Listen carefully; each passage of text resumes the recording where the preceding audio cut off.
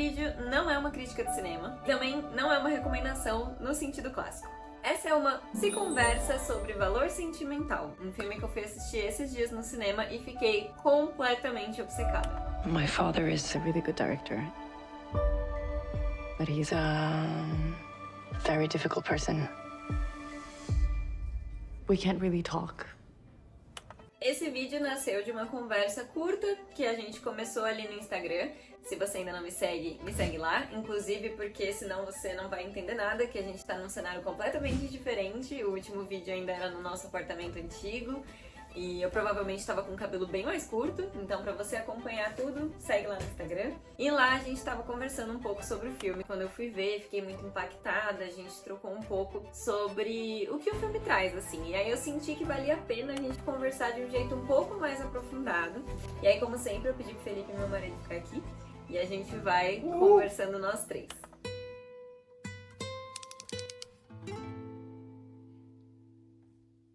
O filme, ele fala de família, de perdas, de herança. E não só de uma herança que vira objeto, que vira memória. Mas daquilo que a gente herda emocionalmente.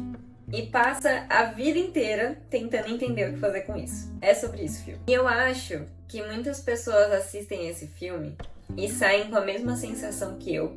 Que é uma coisa meio, sei lá, sabe? Você sai do filme com uma coisa assim dentro de você que você fica, meu Deus. Não é um filme que acaba com você, que você se mata de chorar e que você sente uma tristeza profunda. Mas ele causa um incômodo. E eu acho que o fato dele causar um incômodo é o que torna ele tão bom, porque eu acho que é quase como se ele fosse um ato psicoterapêutico, sabe? Que nem a gente faz na terapia mesmo, de causar um incômodo para que aquilo comece a se movimentar dentro da gente. É um filme que me impactou muito, tanto pela forma que ele trouxe o que foi conversado, quanto por essa potência da obra como um todo, assim. Eu vou falar um pouquinho sobre o que se trata, principalmente porque o Fê também ainda não viu o filme, eu fui ver com a minha tia. Esse vídeo, na verdade, é quase uma tentativa de convencer o Felipe a assistir comigo de novo no cinema, né? Mas tudo bem. Então eu vou contar um pouco sobre o que se trata o filme. E podem ficar tranquilos que eu não vou dar spoiler. Eu não vou dar spoiler nessa primeira parte como um todo. E aí eu vou deixar bem claro quando a gente for começar a parte, assim, com informações mais delicadas sobre o filme. Então, se você ainda não assistiu o filme, fica aqui que ainda tem coisa pra você ver. Daqui a pouco a gente conversa de novo. A história é a seguinte, Mo. Tem uma moça chamada Nora, que ela é a personagem principal, que vai encontrar a irmã Agnes, e a gente descobre que é por conta do funeral da mãe dela. A mãe das duas acabou de falecer, e aí ela vem pra se reunir com a irmã e passar por esse momento juntas. E aí o pai delas também aparece, só que o pai já estava separado da mãe há muito tempo, e quando eles se separaram, o querido foi comprar cigarro, entendeu? Sumiu por anos, assim. O filme é um pouco sobre esse reencontro, entendeu? Tipo, esse impacto de você tá vendo uma pessoa que é importante pra você depois de muito tempo, mas aquela sensação podre de quando a relação já tá desgastada, sabe? Não tem o que cultivar aqui, mas o pai delas quer muito que fosse como se nada tivesse acontecido, sabe? Uhum. Só que esse cara, o Gustav, ele é um diretor famoso de cinema. E a Nora é uma atriz muito boa de teatro. Só que eles não conseguem conversar. We can't really talk. E o Gustav chega pro funeral, passam ali uns dias, e ele fala pra ela, tem um papel pra você no meu filme, eu escrevi o filme pra você. Olha só como é incrível. E aí começa toda uma questão psicológica interna no filme, de que a gente não sabe até que ponto ele tá falando a verdade, porque ele sumiu, né? A gente não confia muito nele, assim. Ao mesmo tempo, você vai vendo que aquilo aluga um triplex na cabeça da menina, entendeu? Porque ela fala que não quer, mas depois também ela fica pensando se ela quer, e aí rola claramente um ciúminho e tal. A gente tem o que eu poderia chamar de uma demanda expressa pelo paciente, que seria, não sei se devo aceitar ou não fazer o papel principal do filme do meu pai, mas a demanda real, a demanda que estava escondida ali é, não sei o que fazer com essa relação com meu pai, né? Que não foi um pai por todos esses anos. Então esse é o filme. Não parece ótimo? Bom. Ele vai estar concorrendo com um agente secreto. Então, são 2 filmes estrangeiros, né? Vai ser uma disputa acirrada. O filme, ele toca num tema que aparece muito no consultório, que são pais que erraram muito e que reaparecem quando alguma coisa muda. Uma morte, uma doença, o tempo, parentes em geral, né? Que a gente tinha falado. E filhos que ficam presos numa ambivalência. E aí que tá, não é sobre perdoar ou não perdoar. Às vezes a gente foca muito nessa palavra. Mas é mais sobre a ambivalência entre o desejo de reatar, o desejo de ter aquela pessoa na sua vida, mas o medo de se machucar de novo. Isso causa uma angústia muito grande na pessoa. E é o caso da Nora. O filme vai se desenrolando nessa ambivalência. O que eu acho bonito do filme é que nada é simples. Eles não colocam essas escolhas como coisas fáceis, as alternativas como coisas fáceis, sabe? Escolher não é uma coisa fácil. Eles lidam muito com as consequências dos atos deles o tempo inteiro. E aí você não tem um vilão fácil, sabe? Não é um filme de jornada do herói, porque não é um filme em que você tem alguém pra odiar, um objetivo e tal. É só a vida se desenrolando. E você tá ali como telespectador. Só. Tem uma coisa interessante que a Rolling Stone apontou na crítica do filme, que eu acho que conversa muito com tudo isso. O texto começa dizendo uma coisa mais ou menos assim: você nunca pode conhecer verdadeiramente seus pais.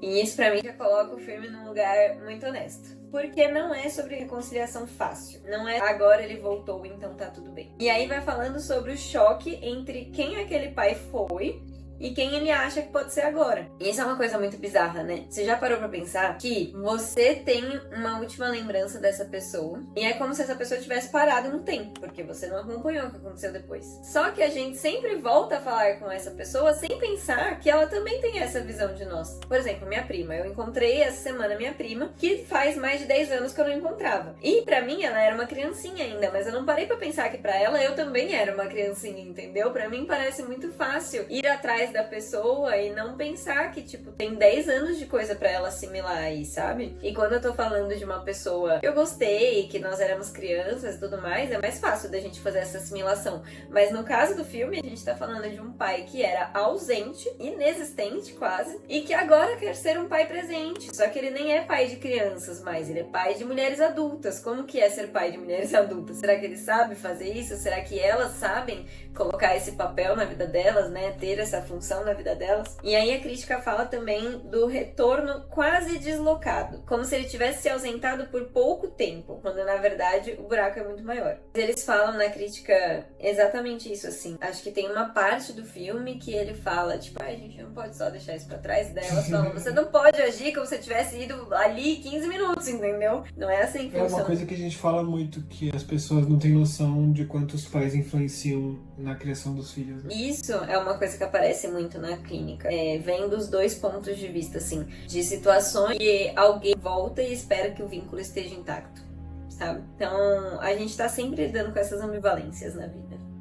E eu acho que é legal o filme não comprar essa fantasia, sabe? Ele não entrega isso pra gente fácil. Você não tem certeza se o final vai ser feliz, sabe? Porque tá muito claro ali que ele tá representando a vida, ele tá retratando a vida. Você não sabe o que vai acontecer a seguir, né? Acho que tem uma coisa legal também sobre quem sempre deu conta na família. Quem foi forte cedo demais e aí depois descobre que isso tem um custo, digamos assim. E aí, a partir de agora, aviso de spoilers. Então, se você ainda não assistiu o filme, vai lá assistir, salva esse vídeo, aí volta aqui pra gente continuar conversando. E pra quem fica, vamos mais a fundo. No seu caso, você vai receber todos os spoilers e aí depois a gente assiste o filme. Então, vamos falar um pouco sobre o Gustav, o pai. Ele volta achando que a presença agora é suficiente. Como se só o fato de estar ali fosse o suficiente pra todo mundo falar, não, beleza, o importante é que você está aqui agora. Isso aparece muito na clínica. E é quando alguém confunde presença física com vínculo. Você estar ali presencialmente, fisicamente, não quer dizer que você criou um vínculo com aquelas pessoas. O vínculo depende da constância e da criação de uma consistência. Quando Gustav chega na casa e age com as filhas como se nada tivesse acontecido, ele tá presumindo que a presença física dele ali é a mesma coisa que ter um vínculo paterno. E não é.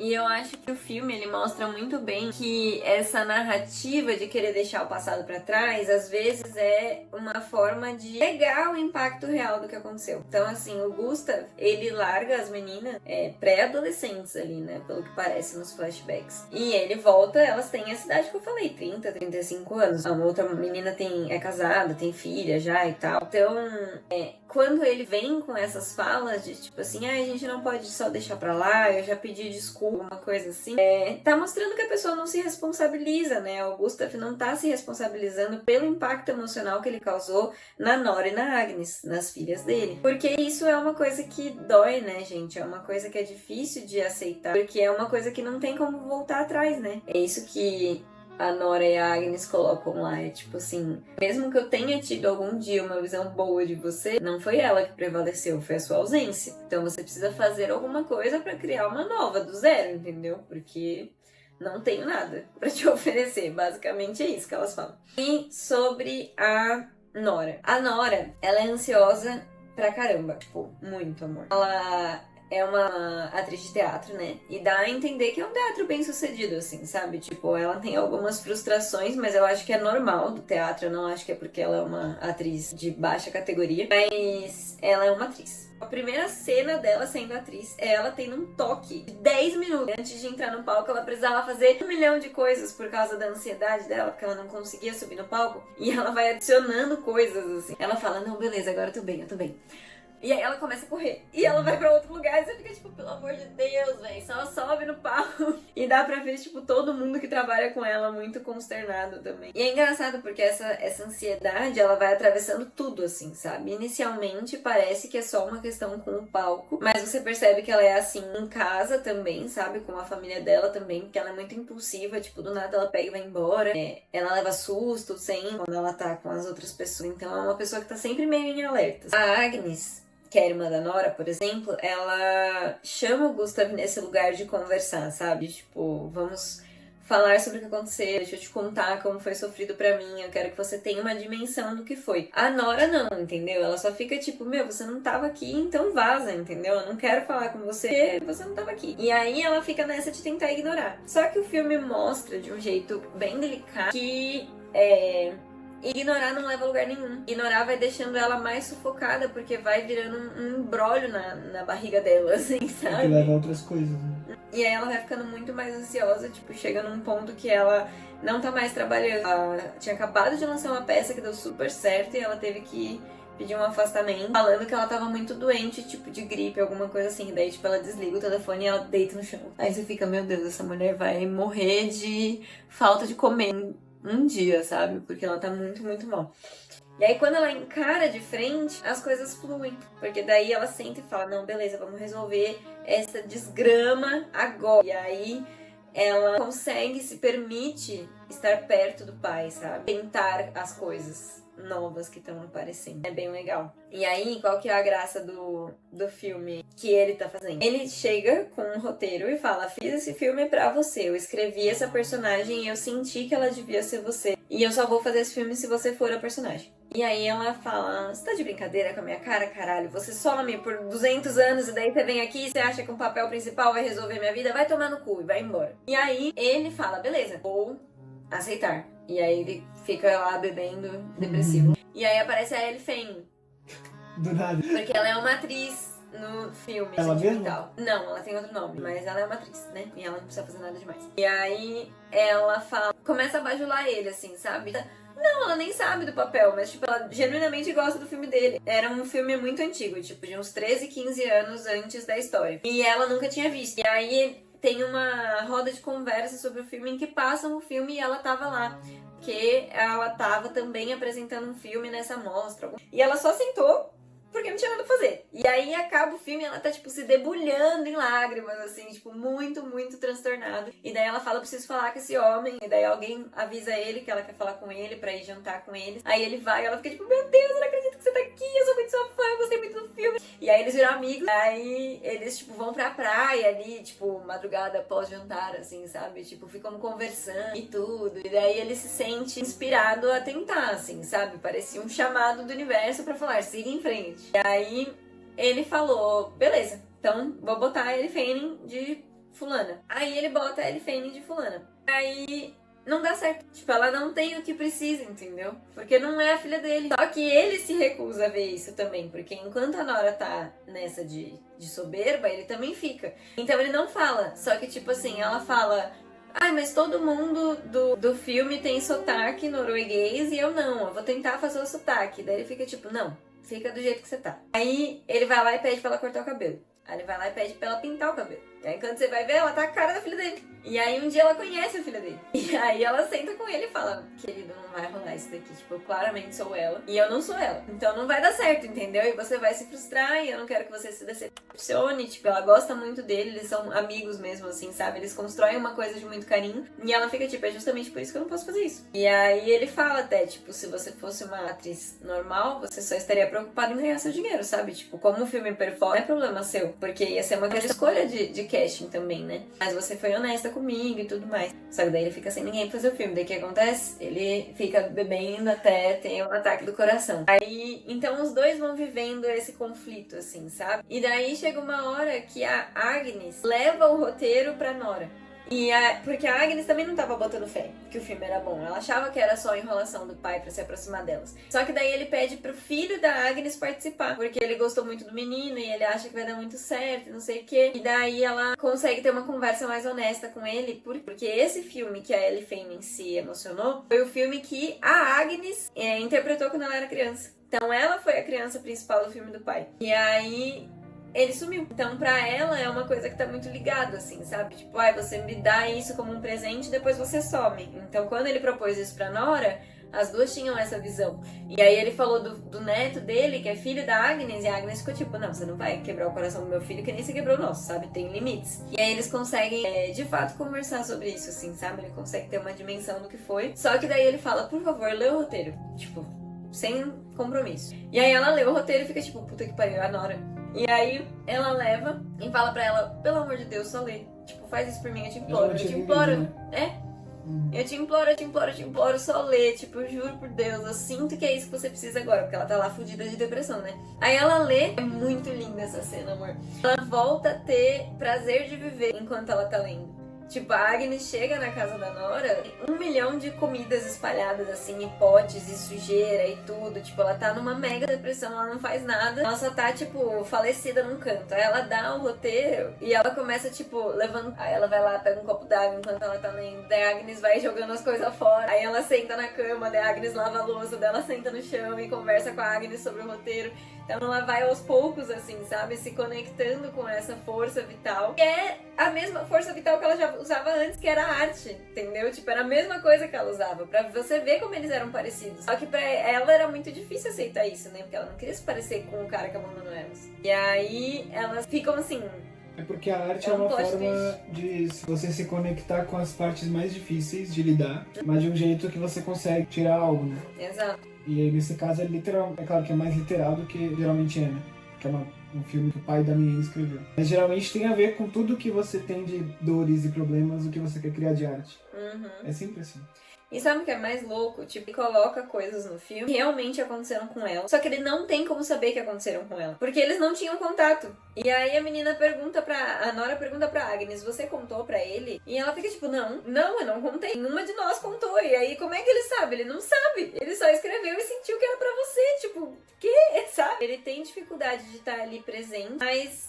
de alguma forma ele esteve. Ele tá mostrando que ele tá tentando, ele tá mostrando que ele vai fazer do jeito dele, que ele não vai fugir, sabe? E aí o filme termina com eles fazendo o filme. E aí a cena final é muito linda, porque eles estão no céu. E aí começa aquelas movimentações assim, sabe? Tipo, trocar cenário, não sei o quê. E eles vão aos pouquinhos se aproximando, assim, sabe? Tipo, ela tá tomando um café, daí ele conversa com o fulaninho que tá mais próximo dela, daí vai conversando, e eles não se conversam. Mas, tipo, eles estão ali, entendeu? Eles estão coexistindo. E eu acho que tem um detalhe que eu acho muito potente, que é a mãe delas era psicóloga. E aí, pra filha, terapia vira quase um sinônimo de falar com a mãe. Então, quando as pessoas falam, tipo, ai, você não tá bem por causa desse negócio da ansiedade, acho que era bom você falar com alguém, ela fica tipo, gente, eu sei como é que é uma terapia. Eu não vou fazer terapia. Esse é um problema que você tem que cuidar, né? Eu acho que isso mostra como a relação com o cuidado também pode ser contaminada por história. A mãe não fazia nada ativamente com elas, que a gente tenha visto, por ser psicóloga, que faria essa menina não gostar de terapia. Mas a história da mãe fazia ela ter um obstáculo com esse tema. Não é muito doido? É claro. Tipo, não foi uma história traumática que ela teve com a terapia. Foi só o fato da mãe ser psicóloga. É claro, a sua mãe é a sua figura primordial no seu teatro psíquico. Uma das.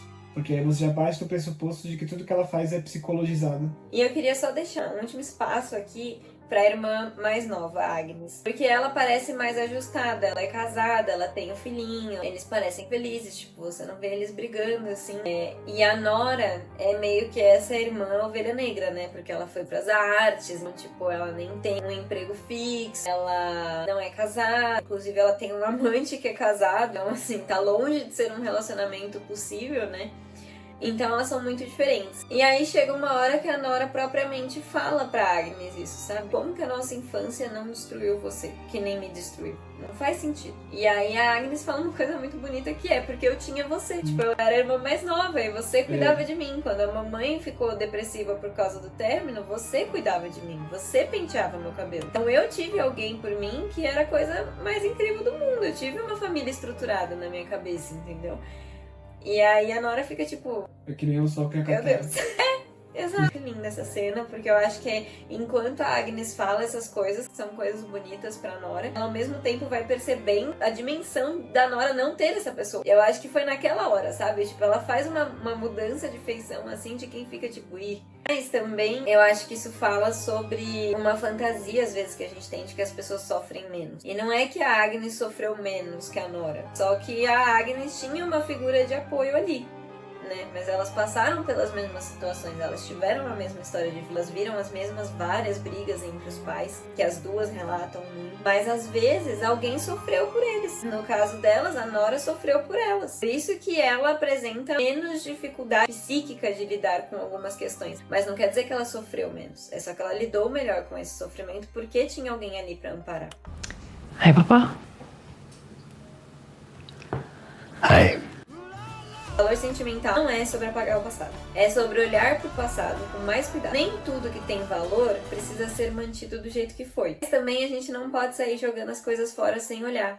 Inclusive, é literalmente uma cena, assim, do começo, quando elas estão limpando a casa da mãe, né? A Nora chega e fala, pode pegar aí o que você quiser, Agnes, e joga o resto fora. E a Agnes fica tipo, mas essas coisas têm valor sentimental. Você não quer ver? Tem certeza? E ela pega, tipo, um vaso. É a Maricon. Eu acho que o filme é muito sobre isso, sabe? Sobre você ver que as coisas têm valor sentimental e que você não pode deixar de lado, assim. E esse filme lembra a gente constantemente que relações não têm um conserto rápido. Elaborar é um trabalho ansioso, lento, desconfortável muitas vezes, mas que vale a pena no final.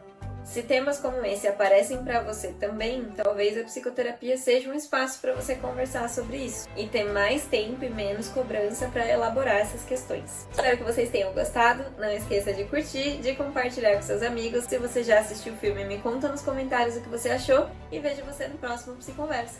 Tchau! Dá tchau! Tchau, beijo.